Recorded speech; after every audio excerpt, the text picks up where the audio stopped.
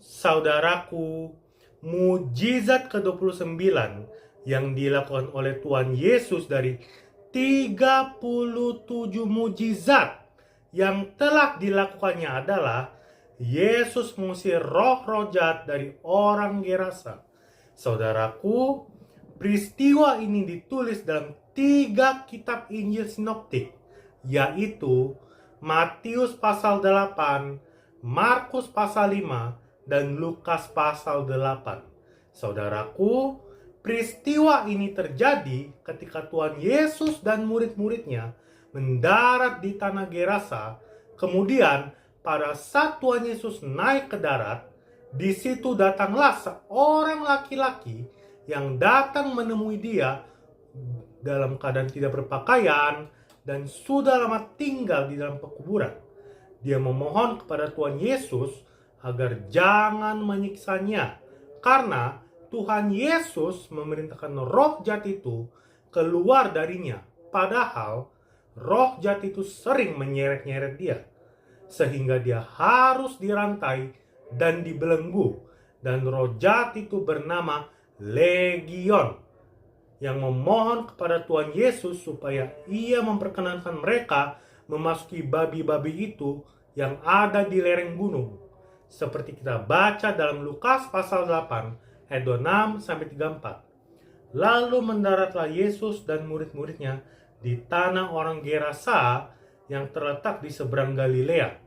Setelah Yesus naik ke darat, datanglah seorang laki-laki dari kota itu menemui dia. Orang itu dirasuki oleh setan-setan dan sudah lama ia tidak berpakaian dan tidak tinggal dalam rumah, tetapi di dalam pekuburan.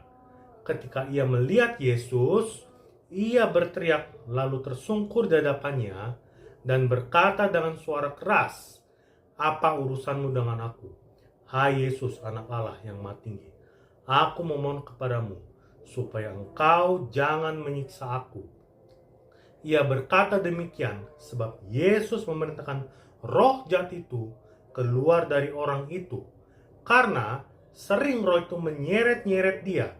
Maka untuk menjaganya, ia dirantai dan dibelenggu. Tetapi ia memutuskan segala peringkat itu, dan ia dihalau oleh setan itu ke tempat-tempat yang sunyi.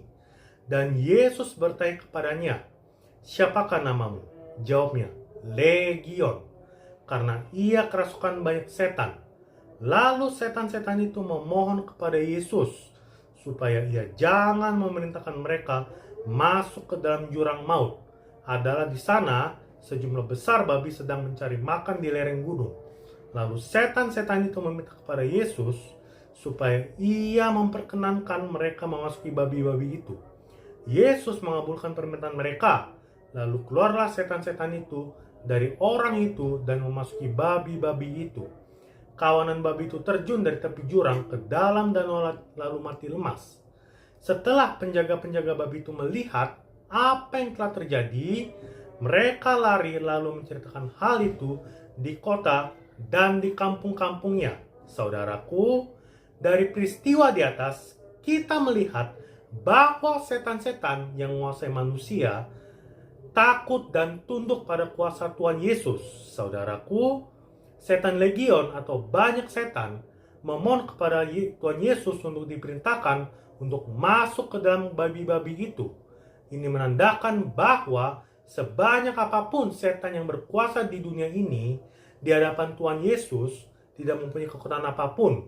Kita lihat pada akhirnya Tuhan Yesus memenuhi permintaan untuk meninggalkan orang itu dan memasuki babi-babi itu, sehingga babi-babi itu pun terjun ke jurang maut. Saudaraku, Tuhan Yesus yang kita sembah adalah Tuhan yang berkuasa atas hidup kita, bahkan atas setan-setan. Oleh karenanya, kita harus terus memuji dan menyembah Tuhan Yesus, dan kita juga jangan pernah takut untuk menghadapi kuasa-kuasa kegelapan. Karena kuasa kegelapan atau setan-setan takut dan tunduk pada kuasa Tuhan Yesus. Kita sebagai orang percaya diberi kuasa untuk mengusir setan-setan dalam namanya. seperti yang tertulis dalam Markus pasal 17 ayat 18. Tanda-tanda ini akan menyertai orang-orang yang percaya. Mereka akan mengusir setan-setan demi namaku. Mereka akan berbicara dalam bahasa-bahasa yang baru-baru bagi mereka.